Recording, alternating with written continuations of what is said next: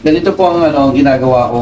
Kung gusto niyo yung mas nutritious na lasa ng alimango.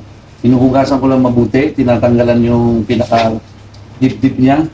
Tapos ganito lang, walang tubig. So sariling katas na lang yan. Tapos hindi din ako naglalagay ng asin para hindi maka-high blood. Sabi nyo kasi, high blood din kayo pag kakain kayo ng alimango. Actually, it's not the alimango, but it's the salt.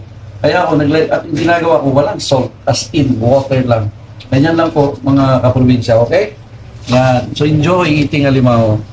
Yun.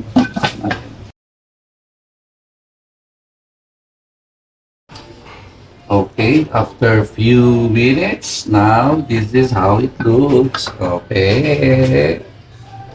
Yung, hindi masyadong malalaki pero matataba.